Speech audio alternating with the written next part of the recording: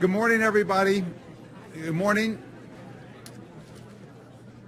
I'd like to welcome you, and we like to begin our programs on time because we always end on time. So let me introduce the Dean and President of New York Law School, Anthony Crowell.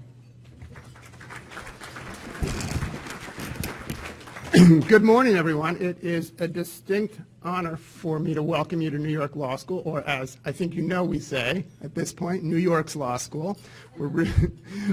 We are very excited to have Carl Weisbrod here today, and really excited that all of you have joined us. I want to have you all who've been here many times before help me in welcoming our new students to New York Law School, many of whom are in the audience, and we're really proud of them. We had an extraordinary class this year, and a climate with downturns in enrollments. We had a 27% surge in our enrollment with increases in our credentials, and a wonderful class of 324 who came in. So I want to welcome them here. And I think the attention and interest and the excitement of our students is due to a community like this that comes together to embrace and hear wonderful speakers about moving this city forward, and this is what we do here at New York Law School. And as you know, this is our 125th anniversary. We had a bit of an early kickoff to the celebration with our 20th anniversary celebration of the Center for New York City Law, founded by Ross Sandler, who is here, and when we gave out our Civic Fame Awards back in May. And this year is going to be an extraordinarily exciting one for us. A number of the programs that we will have will be related to the Center for New York City Law and are detailed in this booklet, which is available online. And I think many of you received this in the mail as well. I want to give a few special shout outs. We have, although I'm the Dean of New York Law School, I want to acknowledge Ross Moskowitz, who I think is the Dean of the New York City Real Estate Bar. He's a trustee and a member of our executive committee here at the law school, and is a partner at Strzok. Also, let me give a quick acknowledgement to former Borough President Claire Schulman from Queens. And we have another one of our alums, Susan Hinkson, who is the Vice Chair of the Board of Standards and Appeals, Tom McMahon from TLM Associates, and Glenn Newman, although not an alum. Congratulations on your recent retirement from the Tax Commission. So about development and taxation. So we're excited to have Carl here again. He came to speak to us soon after he was appointed by Mayor de Blasio, and he outlined an extraordinary vision for the work of the Planning Commission, and that speech alone garnered a lot of attention, but his work has been extremely successful thus far, and it's exciting that he's back. Mayor de Blasio has done many different things in terms of rethinking the built environment and the approaches to New York City development. Making mandatory inclusionary zoning is one of his central pieces, and obviously some extraordinary and ambitious affordable housing goals. And so if everything goes according to plan, Carl will have made as big an impact on the composition and design of New York City neighborhoods as much as anyone in the city's history. So that's a pretty exciting thing. I just want to also acknowledge the wonderful work of our Center for Real Estate Studies. We have Assistant Dean Aaron Bond here who's part of the center, Professor Jim Hagee and others. CREST does an amazing amount of work in terms of really thinking about ways in which to teach our students about real estate, embracing the real estate community, and bringing them in for important dialogues here. And it is a critical partner with the Center for New York City Law. So with that, I'm going to ask Ross to come back up to the podium and finish our welcome. And I hope everyone has a very enjoyable morning, and we look forward to conversation after Carl speaks. Thanks.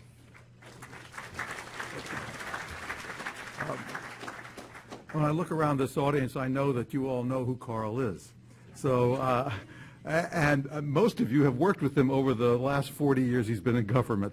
So I would just like to say about Carl that one of the things that you notice about government is that it's one of the few things in life that's actually run on a hostile takeover basis. Every 4 years we have the potential of a hostile takeover. But in that hostile takeover, it turns out you have to run government, and you have to find people who know how to do it. and Carl is one of those people. So he's come back after Mayor Koch asked him, Mayor Dinkins. He has been a fixture in city government. He knows how to do it, and we welcome here to this podium Carl Weisbrod.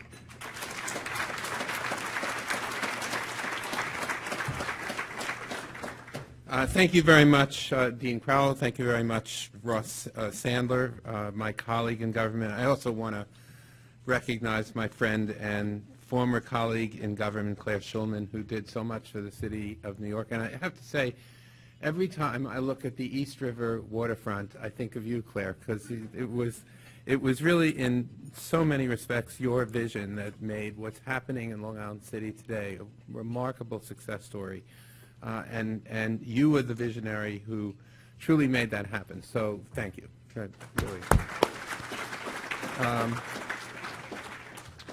I also just, as Ross said and Dean Crowell said, that I was gracious to come back. I know that for the last Friday in August, really had to sort of scrape the bottom of the barrel to find the speaker, and I was a little worried about the crowd, so I begged all of my colleagues at City Planning to paper the audience. But I do want to at least recognize three of them who are really the leadership team at City Planning. First, Poonamah Kapoor, the amazing executive director of City Planning, who has done throughout the city and fulfilled a vision for New York City over her extraordinary career that is rivals in many respects what Claire has done in Queens, and Anita Learmont, our general counsel, who along with me is an alumnus of that other New York law school that we would dispute is perhaps also, at the very least, New York's law school, and John Kaufman, our chief operating officer, who is really charged with the responsibility of making city planning function more efficiently. The practitioners in this room, I know, welcome that, and so do we. The more efficiently we can operate, as well as how we can operate on a high-quality basis, the better off the city is. So thanks for inviting me back. I was here pretty much exactly 1 year ago to talk about our housing plan. And then our housing plan was in its infancy. It was really 4 months old. And now it's really a precocious toddler.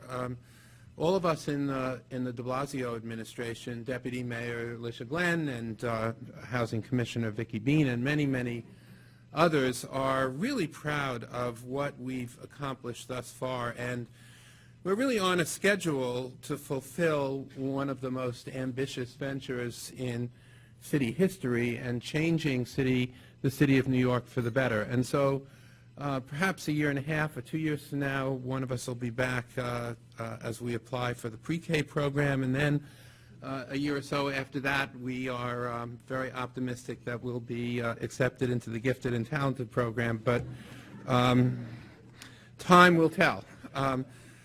So I'm here to give you a one-year update and fill in some of the details of what were just really concepts a year ago.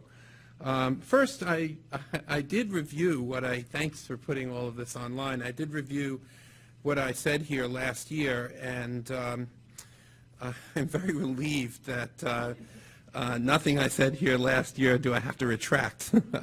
That's a very positive sign always. But as you all know, the housing plan envisions 200,000 units of affordable housing over the next 10 years, 9 years now, 80,000 new units, 120,000 preserved units, and doing it in a way that fosters diverse, livable, healthy neighborhoods throughout New York City.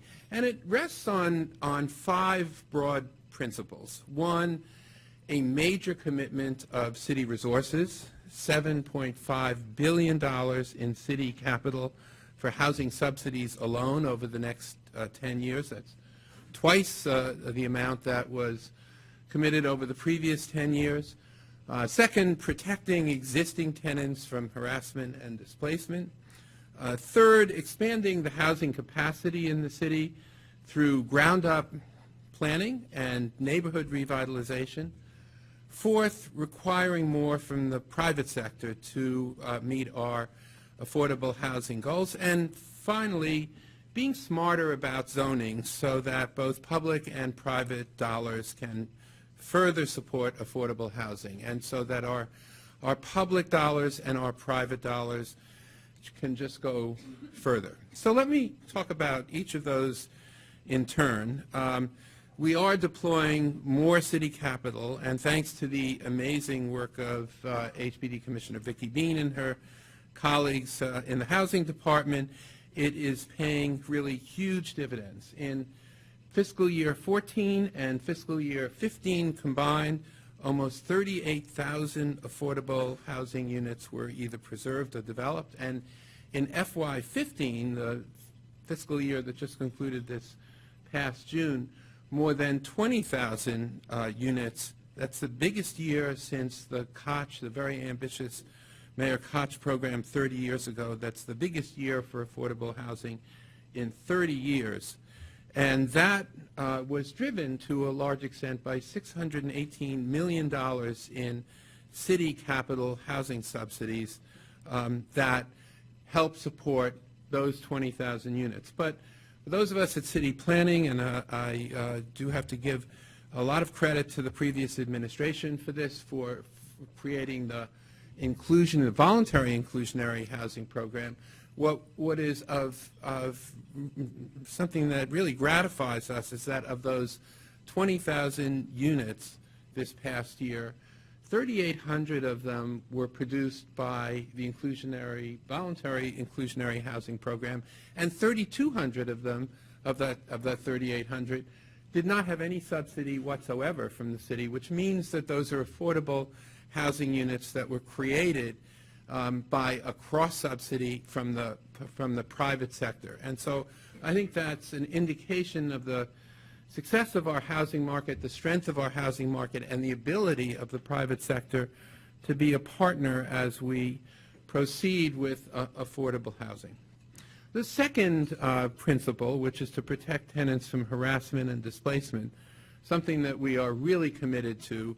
The de Blasio administration has allocated more than $30 million annually over the next 3 years to provide legal services to tenants in areas that we are looking at for potential neighborhood revitalization, where we're conducting neighborhood studies, and to protect those tenants from harassment, from displacement, and from the concerns of gentrification to the extent possible. And I'm sure most of you saw the item in the New York Times just a couple of days ago that developers of more than 200 buildings who are receiving tax abatements were cited by city and state enforcement authorities for not providing their tenants with rent stabilization leases. And that's the kind of enforcement I think you're going to see more of, again, with the goal of making sure that we can keep tenants in place whenever possible. Third, we are expanding our housing capacity throughout the city. Last year when I was here, just about a year ago, I noted that we were looking at East New York as our first neighborhood that we were studying.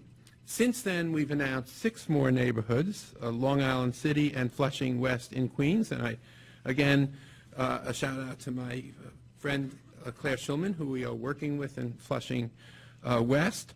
Jerome Avenue in the Bronx, the Inwood, Sherman Creek, and East Harlem neighborhoods in Manhattan, and the Bay Street corridor in Staten Island. And we certainly expect to announce more neighborhood studies in the weeks and months to come. And we're going about this in a very different way than we had in the past. First, we're really doing ground-up development. We're working with elected officials and communities intensively in all the neighborhoods that we're involved with. We want to assure that we're not just creating more density, but that we're creating better neighborhoods. And to do that, we have to guarantee that we are going to be making the appropriate public investments in those neighborhoods that have to accompany greater density. And what we have done, which is unprecedented, because I think many of you who have been in this world for a long time realize that over decades, promises are made to communities that aren't always fulfilled because of budget crises, because of other changes, because of new administrations and the like. And promises about public investments that are not fulfilled create the kind of cynicism that makes neighborhoods resist change and density. So what we've done is create a $1 billion neighborhood development fund in the 10-year capital budget that is allocated specifically for public investments in the neighborhoods that we are looking at increasing density. And so we can guarantee, this, those of you who are budget nerds know that the city has really never done anything like this before, which is really to create a guarantee, in effect, by allocating a chunk of money. This is over and above the $7.5 billion that we're providing in capital subsidies to public investments in neighborhoods where we are working with communities to increase density. And the first neighborhood that we are going to be entering into the land use, formal land use process is East New York, which we expect to see certified into the formal process next month. We've already said that the first 1,100 units in East New York will be affordable, and the vast majority of those will be for families, households earning less than $47,000 a year. We have already said to the East New York community that there will be at least one new school, that we will be rebuilding Atlantic Avenue, one of the more dangerous thoroughfares in the city historically, but also Atlantic Avenue is a dividing line that creates a barrier in the East New York community. So rebuilding Atlantic Avenue, reimagining Atlantic Avenue gives us an opportunity to knit the East New York community together in a better way. We're investing more in open space in East New York, and there will be more public investments to come there as well. Fourth, we are requiring more from the private sector. 421A, at Mayor de Blasio's insistence, was totally overhauled in the last session of the legislature. Now, no developer anywhere in the city will be able to get a tax abatement without providing affordable housing. And up until now, as again, most of you know, that requirement only really existed in certain areas, those called the general exclusionary areas. And outside of those areas, you could get a tax abatement without providing affordable housing. That's really not acceptable. If the City of New York is to provide a tax abatement, property tax abatement, it should get something in return, and what we want to get in return is more affordable housing. Now, also we recognize that certain kinds of development don't need even a tax abatement, and so co-ops and condos south of 96th Street, which are doing very well, will not be eligible for 421A, and condos and co-ops outside of that area will have limited eligibility for 421A. We're also raising the set-aside. So in the past, 20% of all new development, even in those in general exclusionary areas, were all that was required to meet affordability requirements.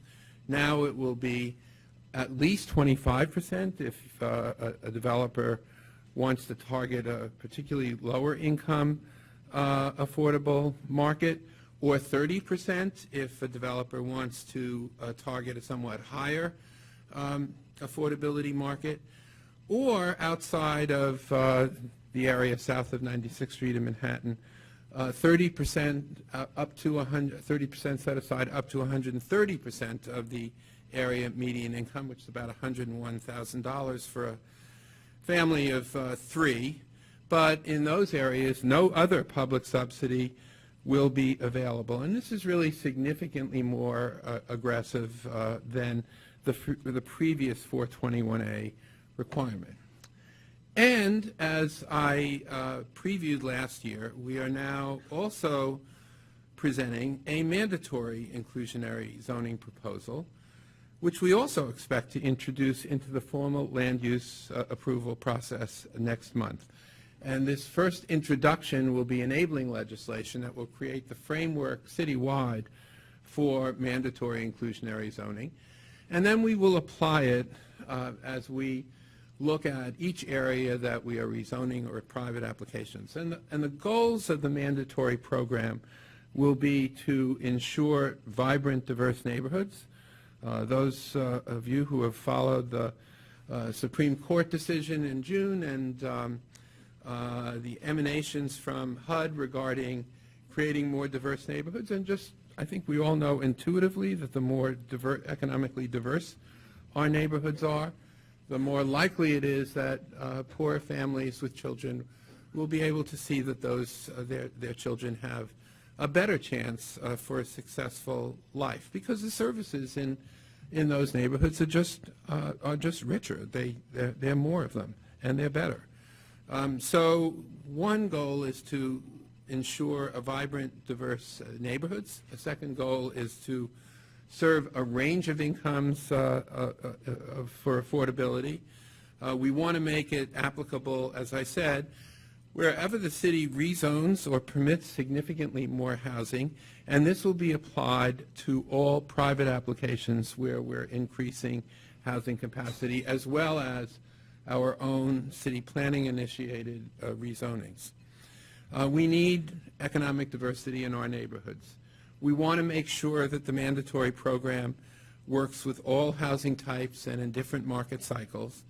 And we want to make sure that we use our housing subsidies in a more efficient and effective way. And that will be done best if we can work effectively with those markets where the private sector can also cross-subsidize affordable housing. Now, in order to provide a mandatory program, we know that we have to do it as part of a well-reasoned land use plan. This will be a constitutional approach. It's not going to be an exaction in any way, shape, or form. We know it has to be financially feasible. That is to say, developers have to be able to make a reasonable return on their investments. We've done an extensive financial analysis by an outside consultant who's worked extensively in creating mandatory inclusionary housing programs in California and elsewhere. And that consultant not only relied on its own experience, but also consulted widely with the housing developers, the housing financiers, a whole host of constituencies here, as well as relied on substantial market data. And not surprisingly, its conclusions are that in very strong markets and in strong markets, a 20 to 30% set aside for affordable housing without any direct subsidy other than the tax abatements that 421A provides can be supported. And that in moderate and weaker markets, there is going to be a need, continuing need, even with mandatory zoning, for some housing subsidy. So in each rezoning that we're going to be doing, and this is the basic framework for mandatory inclusionary housing, there'll be essentially two options. One, that a developer can set aside 25% of the available floor area for households, again, making 60% of AMI on average, which is about household of about $46,000 a year for a family of three, or can set aside a higher amount, 30%, and target a slightly higher average affordable population that would, at roughly 80% of AMI, and that would be a family earning about $62,000 a year. And unlike in 421A, where the developer makes the choice of which set-aside to use. Under mandatory inclusionary zoning, it will be the City Planning Commission, and then ultimately the City Council, which will decide in every case what the right option is for that neighborhood or that private application. And there's going to be also a very limited workforce option in certain emerging markets where 30% of the floor area can be set aside for affordable housing with an average AMI of about 120% of AMI, which is somewhere around $93,000 a year, but would not allow for any units over 130% of AMI. That would not be an available option in community boards 1 through 8 in Manhattan, and it would only be available when the City Council and the City Planning Commission agreed that it was appropriate. And we recognize that there are markets where that's pretty much a market rent right now. But what we would be doing with mandatory inclusionary zoning is locking in for 30% of the households a permanent affordability. So as that market got hotter, 30% of the units and people in that area would not be subject to the economic displacement because of higher rents. And under the mandatory inclusionary program, all of the affordable housing would be permanently affordable. It will apply to all developments of more than 10 units. And the affordability will either have to be provided on-site in the same building, no pour doors, or on-site in separate buildings, same zoning lot in separate buildings, but again with no stigma associated with different entrances, or on a different zoning lot within the same community board or within a half a mile of the development site. And it will be by far the most rigorous mandatory inclusionary zoning program in the country, as befits a housing market that is extremely strong with an affordable crisis that all of us are well aware of. And again, the first neighborhood that this will be applied to will be East New York when we certify that next month. And finally, I'd like to say a word about what we are proposing to make our zoning work smarter. A proposal we are now calling Zoning for Quality and Affordability, or ZQA, which we're also putting out for formal public review next month, will complement all of our other housing initiatives by, one, making it easier for developers to fulfill the affordable component of our existing voluntary inclusionary housing program. That is, where a developer gets an incentive to build a little more if they provide affordable housing.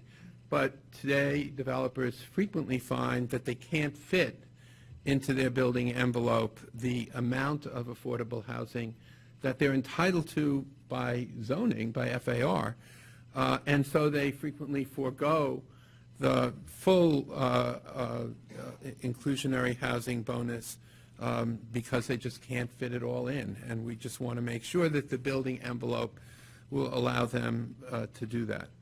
Second, we want to help meet the needs of our very growing senior population.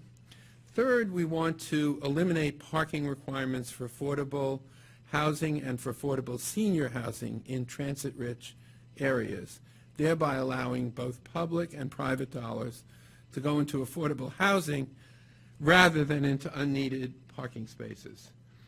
And we want to finally improve the quality of buildings in contextual neighborhoods, and primarily improving the ground floor experience by making it easier to accommodate ground floor retail, by enabling us to protect the privacy of ground floor residents, and for allowing plantings and other recesses of courtyards in the front of buildings in a way that's really reminiscent of the housing neighborhoods that many of us grew up in. What ZQA will not be doing is permitting 1 additional square foot of market rate housing. We're not, through ZQA, creating 1 additional square foot of market rate housing, nor through ZQA are we upzoning any neighborhood. This is not an upzoning proposal. It's a quality and what we think of as a smartness proposal. Now, let me just reiterate a few key aspects of ZQA. First, it will make it easier, as I indicated, to fulfill the affordable component of our existing voluntary program, as I indicated. Second, let me just say a word about seniors. Our senior population is growing. By 2030, which is only 15 years from now, almost 2 million New Yorkers will be 60 years old or more. A 47% increase in our senior population since 2000. Their life expectancy today is at an all-time high, 80.6 years, and that's probably going to get higher. They need more affordable housing, but they also have more complex housing needs. We need to provide for them not just more housing, but a continuum of care, or at least an opportunity for continuum of care, from independent living through a variety of other supports to ultimately, conceivably, nursing homes, and to do it in a way that's as smooth as possible. And our current zoning really doesn't allow for that continuum to work very efficiently. So ZQA is designed to make that work easier.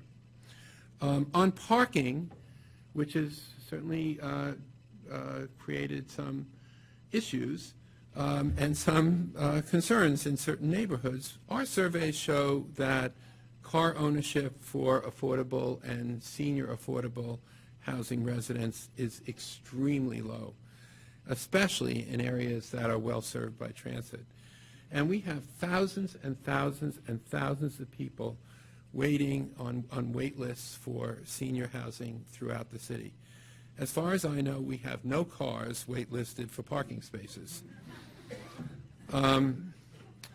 And what we've seen in senior projects around the city is that the required parking that zoning has required so far has extremely low utilization rates. That means that those parking lots are largely empty.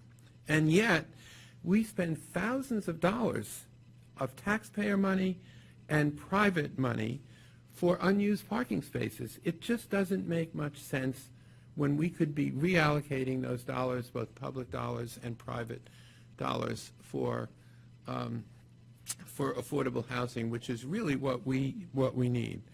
And on housing quality, as I indicated, our goal is to substantially improve the ground floor experience. It would raise height limits by a minimal amount in contextual zones, usually in almost every case by no more than 5 feet. And that 5 feet would really go into the base of the building. It's not to make developers richer. The goal is to make the ground floor work more efficiently. So by raising the ground floor by a few feet and then pushing up the top by a few feet, we think we're going to create a much, much better pedestrian experience and a much better neighborhood experience. So I would say, in sum, this is the most comprehensive, ambitious housing program in the country. It is reminiscent of the very bold program that Mayor Koch initiated 30-plus years ago. In some ways, it's a lot broader than that program. Mayor Koch was dealing with a different time and a different place. He was dealing with a city that people were talking about planned shrinkage, a city that had a huge amount of abandoned housing. And in a sense, what he was able to do was take advantage of that abandoned housing and vacant land and transform it into housing that has really changed neighborhoods throughout the city. Now we face a different challenge. We face, in many respects, a challenge of success. Our city is growing. It's vibrant. People want to come here. Our population is at an all-time high. We project that it will reach 9 million people by 2030. It's already at an all-time high. And we don't have abandoned housing. We don't have vacant land to the same extent we did 30 years ago. So the tools that we have to apply are different. We have to be more innovative. We have to use the success of the city and the fact that our budget at this time allows us to allocate money for housing. We really face different challenges in a different time, and that's one of the things that makes continuing in this line of work, as so many of my friends in this audience have done over 3, 4, 5 decades, so exciting and so challenging every day. So with that, I will stop and answer questions.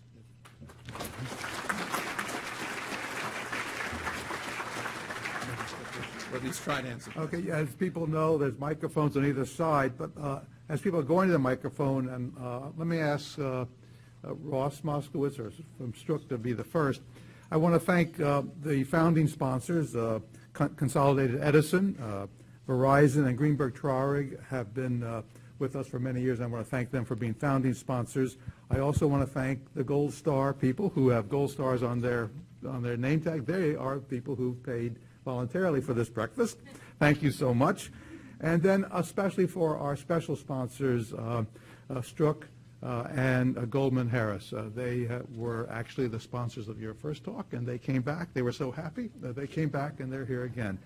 I also want to thank, while I'm here on doing this, the staff of the New York Law School.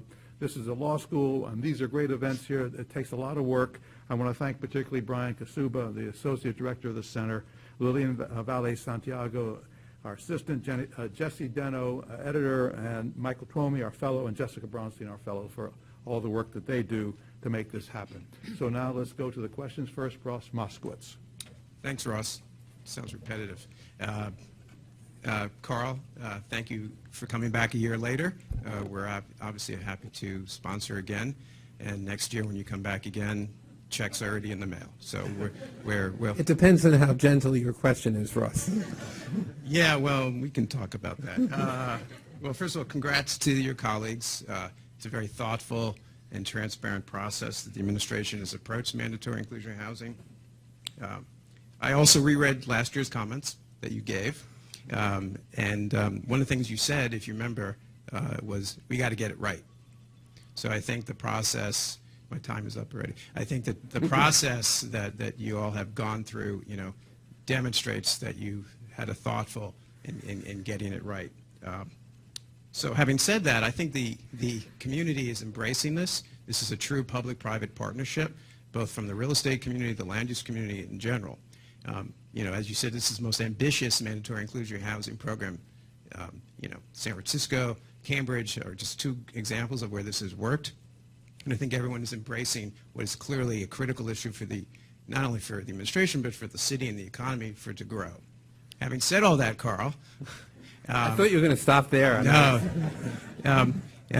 As you know, because we've talked about this even offline, there are, and you touched on this, and I think one of the things being here in the law school, I think one of the things that this audience would love to hear more about is the constitutionality issue. And you sort of, you didn't gloss over it, but clearly it's an important issue, and I know that the administration has been thinking through this, and I think it would be helpful for this audience to maybe delve in a little more about this, because notwithstanding all the goals here, not everyone's going to be supportive for different reasons. It doesn't really matter why.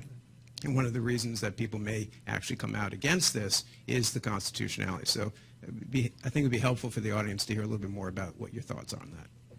Well, I'm going to be very careful because I am, as you well know, a lapsed lawyer, and if I start being my own lawyer, I will get myself into a lot of trouble, especially with my lawyer, who will slap me down. I would just say that we've looked at this pretty carefully, and clearly we are confident that it is constitutional as long as it's part of a plan. This is not an exaction. We understand that developers need to make a reasonable profit. We understand that not just from the point of view of constitutionality, but we also understand that if there's no profit to be had, developers just won't build. And so we have a real responsibility to make sure that this program works. We spent a lot of time, as you well know, looking at this from a variety of different perspectives, from a land use perspective most significantly, and based on what we've seen around the country, what court decisions and the like, we're quite confident that it is constitutional, and I am sure that there will be scholarly articles written and Bar Association seminars held, and I am certain that Anita Learmont and others will be speaking at those, but we in the law department obviously have looked at this and are very, very confident that this will be seen as constitutional, and we've been very, very careful about how we're applying it. I'd also point out that we are meshing this with 421A programs so that these two work together, and each one sort of helps the other. So that's the answer to your question, Russ. Good morning, Chairman. Howard Euro, 4-Borough Neighborhood Alliance. As you know, the preservation community is very concerned about the impact of the ZQA on neighborhood integrity, continuity, protection of historic resources, and so on. Just wanted to raise that in our mix and see if you had anything to say about that this morning. Sure. As I said, I think what we're doing in terms of ZQA, and particularly with respect to housing quality, is going to make the integrity of neighborhoods better. We're quite committed to that in terms of historic preservation. Any neighborhood that's currently a historic district is nothing can change without, not even in any particular building, without the approval of the Landmarks Preservation Commission. So all historic districts are at least as protected through ZQA as they were before. But I think more significantly, what we're trying to do here is make it a little more appealing in neighborhoods at the ground floor level, and enable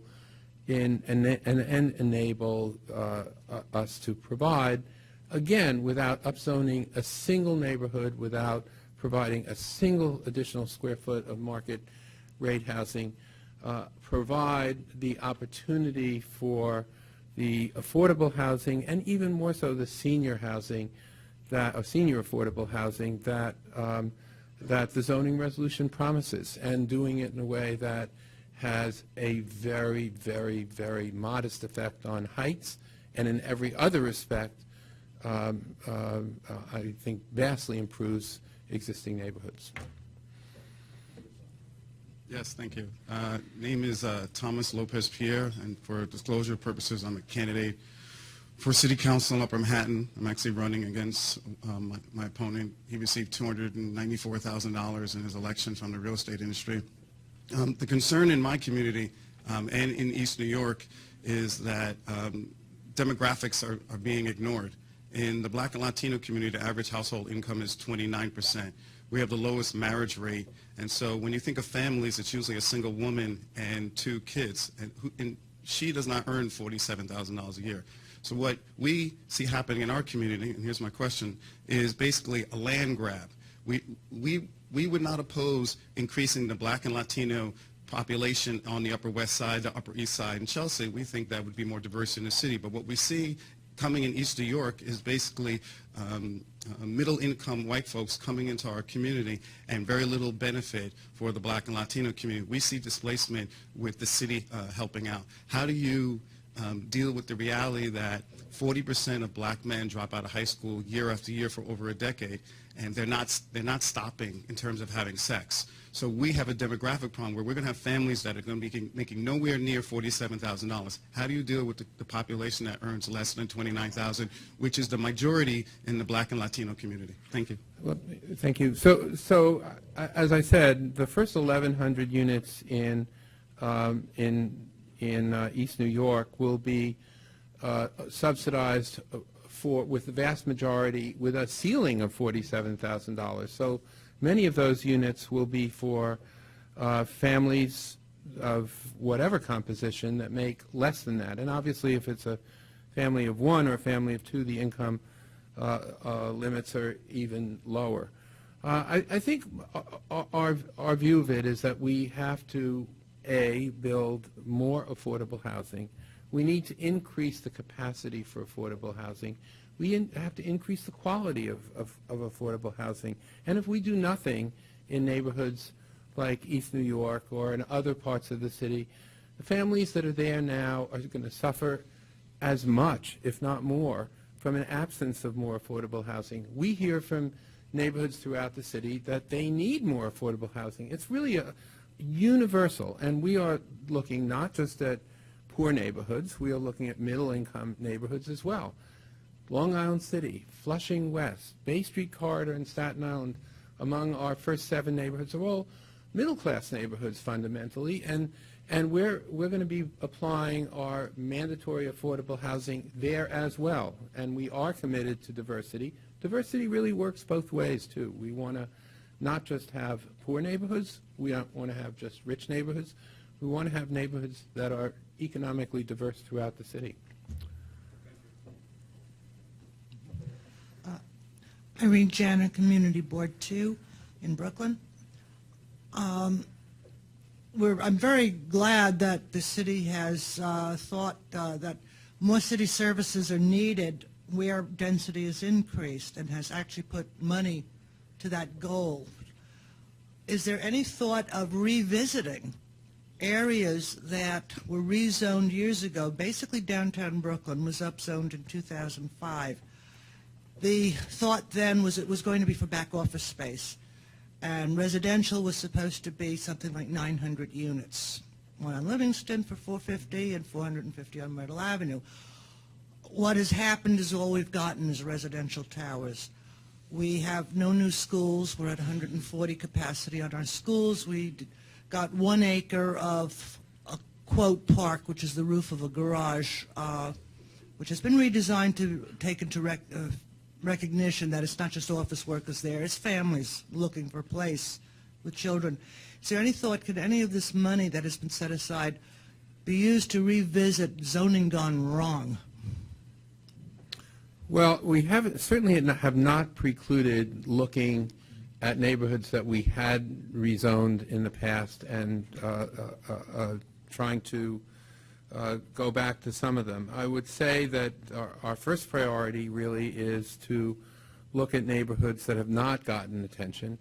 Certainly, we, the City of New York, historically has never gotten it 100% right in every rezoning we've ever done, and there may well be times that we will go back, but at the moment I think that our priority is to be looking at neighborhoods where we have the greatest opportunity, and in neighborhoods of various different kinds throughout the city. But we haven't by any means said we're never going to look backwards.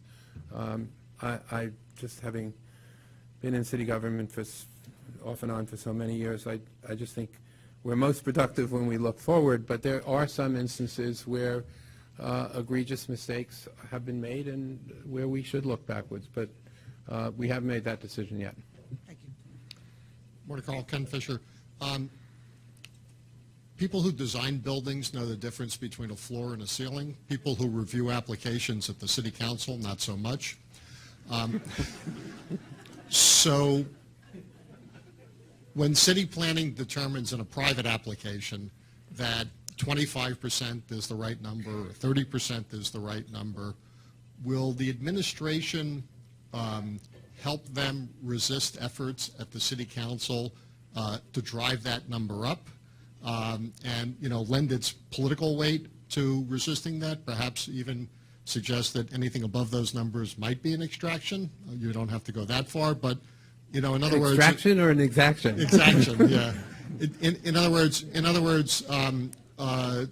will the administration help developers resist efforts to push those numbers up?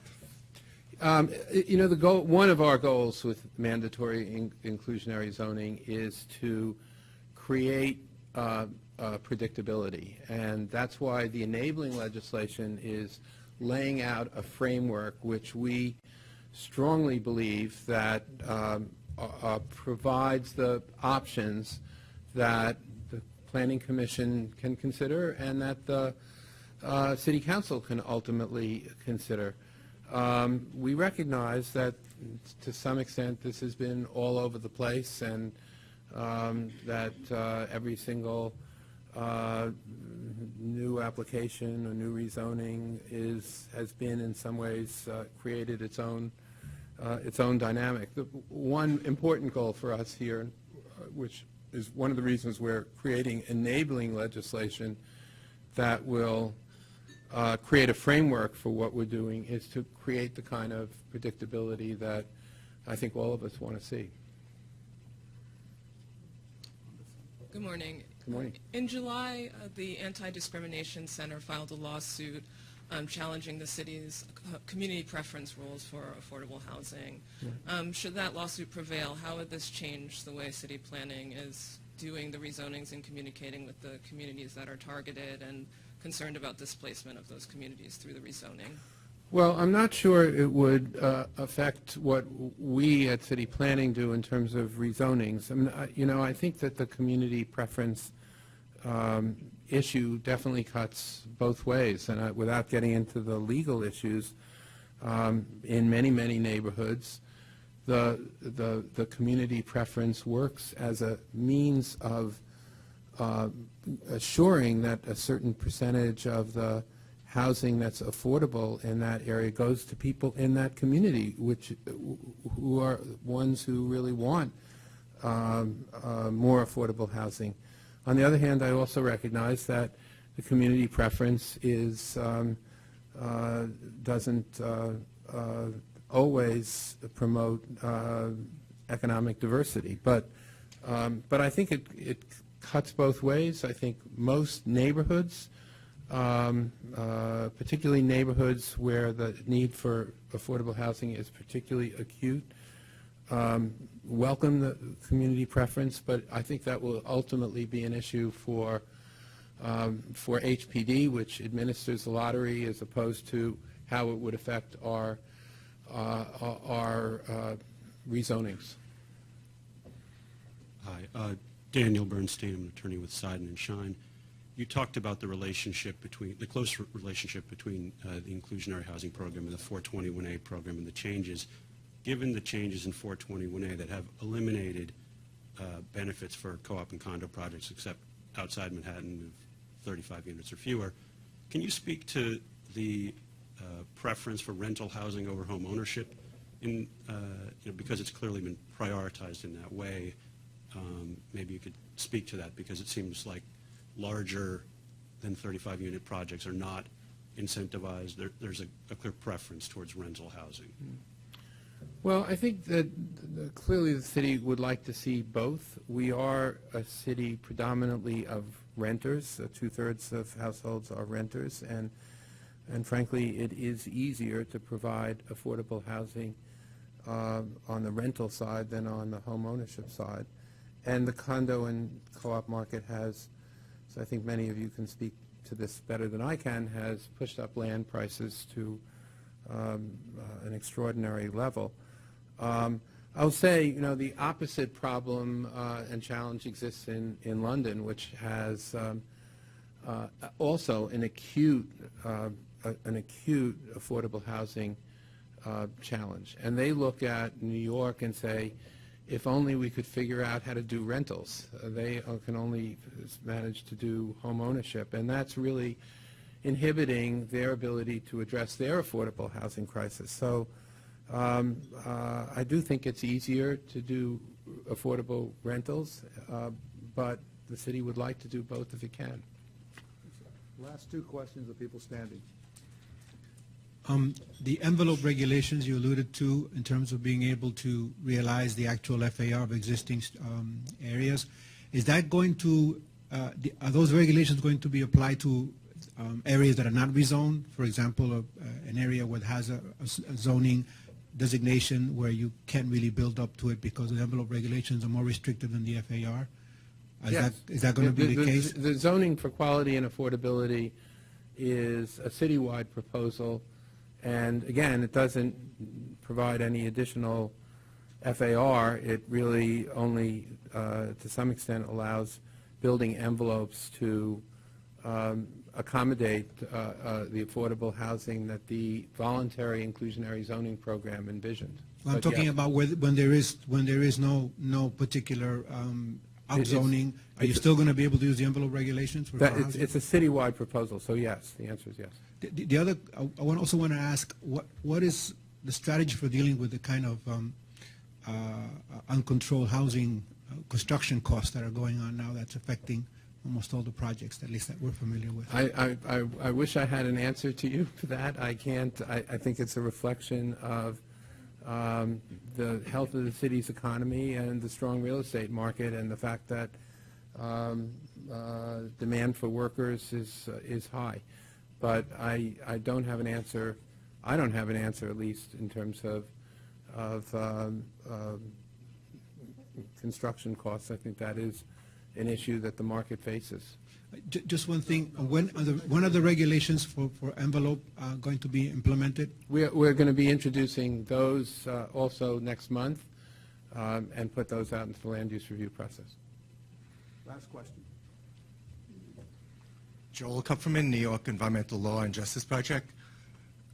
I believe the mayor said in his push for more affordable housing that he's asking for expedited environmental review of these proposals. And as an environmental justice attorney, I've been concerned of situations in the past where environmental assessment has been not given enough weight. And I'm concerned that, systematically, that the city might be giving up on environmental concerns. Well, we have no plans to change our environmental laws at all.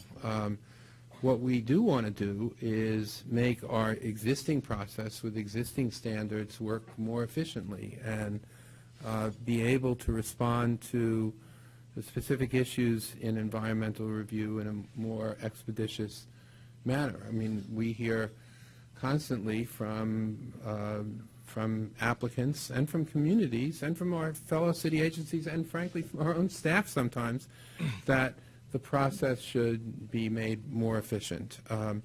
And indeed, that's one of the reasons why we, for the first time, have created a position of Chief Operating Officer. But that doesn't mean that we're lowering our environmental standards or changing the substance of our review.